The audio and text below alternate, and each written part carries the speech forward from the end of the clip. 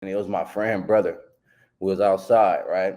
And it was just for some reason, I just happened to be right there in the projects, and his brother his brother was my age.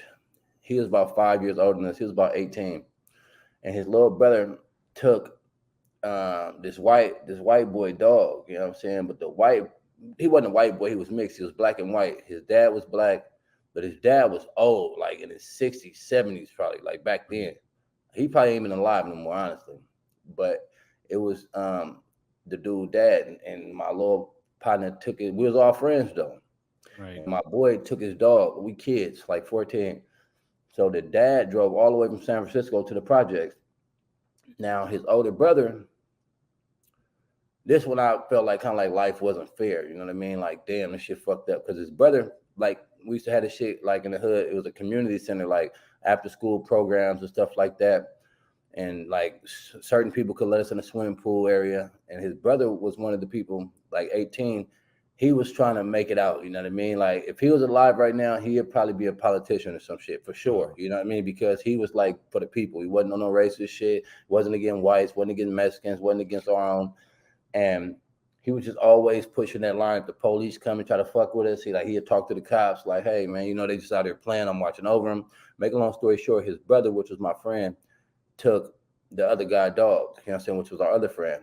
And I guess the mom just got tired of it. The mom called dad come out there, and they walk up on my boy, you know what I'm saying? And they trying to he run, his brother come outside, and his brother trying to talk like, hey, man, it's my brother. Like, he's trying to talk. He ain't trying to fight. He ain't a fighter. He a square. He's not a gang member. He's not from the hood. Like, he lives in the hood. He's trying to diffuse it.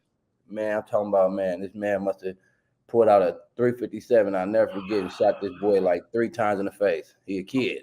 Over a dog. But I think it was only because as I got older, I think it was more so on some shit like he was more so on some. The dad was scared. Like, I'm going to the hood. I'm going through some projects. I'm from San Francisco. It's like, LA. Like, it's like LA. You know what I mean? It's like you coming from one of these hoods in LA, going to somebody else's hood. You know how the hood you're coming from is. So I can't come over here doing nothing if I ain't got my gun. So the first person to try to do something, I got to do something to him. It ain't nothing to talk about. If you press up on me, I know what you about because I know what we about where I'm from. And I think that was more so the dad.